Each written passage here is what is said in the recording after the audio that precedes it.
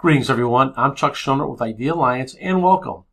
In this presentation I will be taking you through the G7 basics and the steps that are required for you to become a G7 primary representative of your qualifying facility.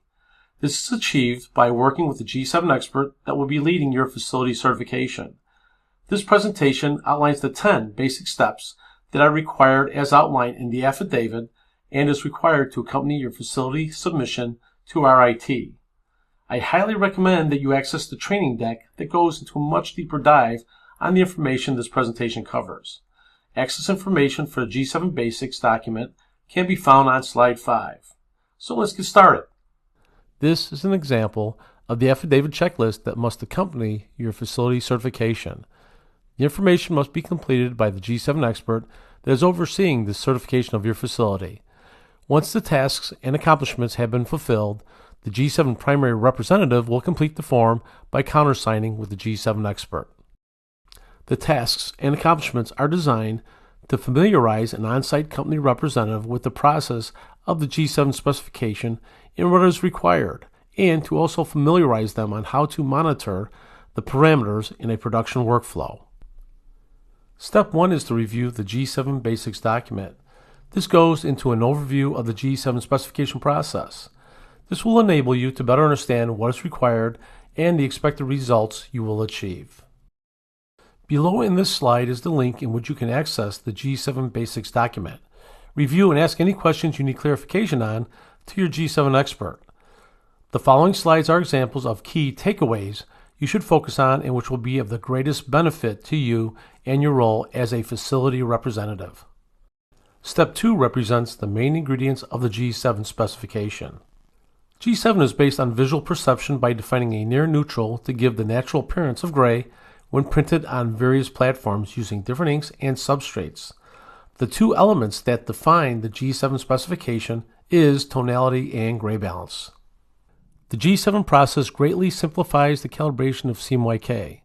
One of the many benefits that is derived from this process is that you can calibrate almost any printing system regardless of the type of inks and substrates being used. What G7 does and doesn't do. G7 manages gray through tonality and gray balance, but it does not manage color. A common visual appearance will be achieved by applying G7 by itself, but to manage color to a specific target such as Gracol 2013 CRPC6, ICC profiles will be needed to properly manage color. Step 3 is to confirm that the on-site representative is knowledgeable of the 3 types of G7 compliance levels that can be accomplished. The 3 G7 compliance levels are grayscale, targeted, and color space. G7 grayscale compliance is when gray balance and tonality is achieved within the defined parameters shown on the slide. This level will give a very good overall general appearance, but the color will not be defined to a specified target. G7 targeted compliance will achieve proper gray balance, but in addition, it will also match a predefined color target, whether it be a standard characterized reference print condition, such as Gracol 2013, or a designated custom dataset. G7 color space compliance brings the color of a device to its highest achievable level. This level will have a very close, common visual appearance from proof to press comparison when using the same intended color target. Step 4 is another vital step of the process. Creating a consistent proof from a device with a repeatable state will greatly reduce the issue of attempting to hit a moving target on press. This slide shows the ideal benefits of a properly made proof to a designated color target and the expected visual appearance of color on the printed sheet. The common appearance of the proof to press is aided by process control. Note the control strip on the proof and the color bars of the press sheet. The facility representative should be made aware of the use of control strips and color wedges that conform to ISO 12647-7. This slide shows the control strips from different devices. Although they have a different physical appearance, they are all identical in the data they represent. The G7 expert and the facility representative will review the equipment located at the facility. The G7 expert will make recommendations. In some cases, it may just be a simple fix such as having equipment recertified.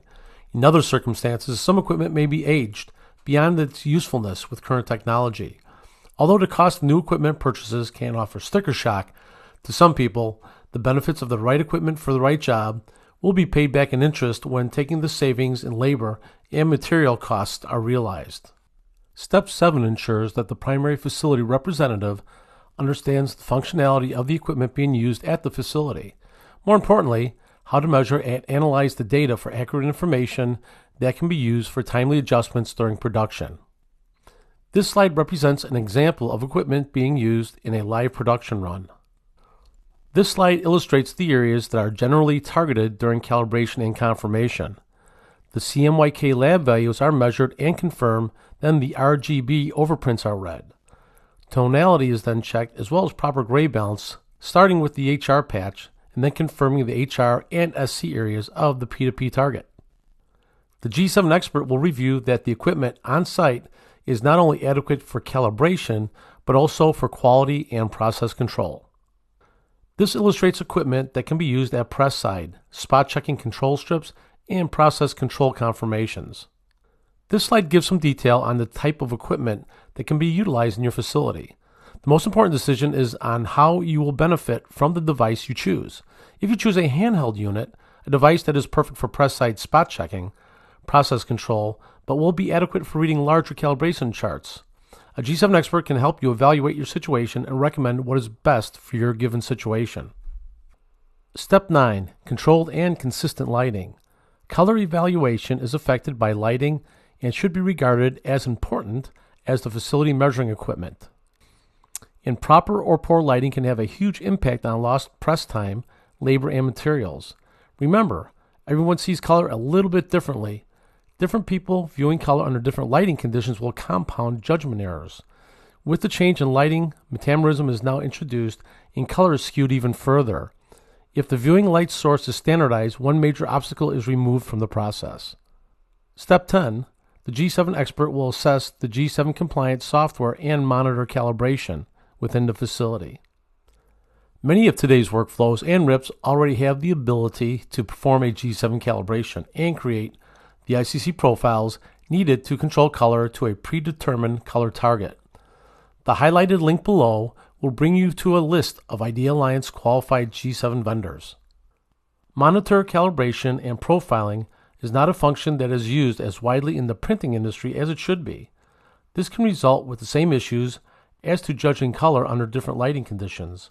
Multiple people making color judgments with various uncalibrated monitors only ends in conflicting information that leads to additional corrections and lost time. Thank you for watching this informative video. Our hope is that the information provided serves you well moving forward. Please feel free to contact us with any suggestions or feedback you may have. From all of us at Idealliance, thank you.